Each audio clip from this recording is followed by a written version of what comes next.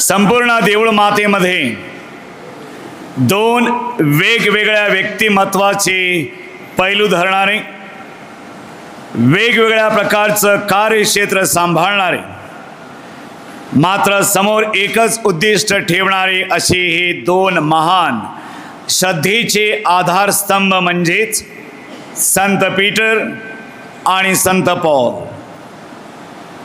दोघांमध्ये उणीवा होत्या, पण परमेश्वराच्या नजरेनं आणि देवाच्या वाणीनं त्यांची श्रद्धा बळकट झाली आणि आयुष्यभर आपल्या वाणीनं आणि आपल्या उदाहरणानं त्याने इतरांची श्रद्धा मजबूत केली. संत पीटर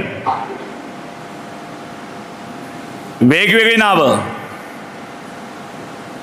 त्याचं मूळचं नाव सायमन, शिमोन.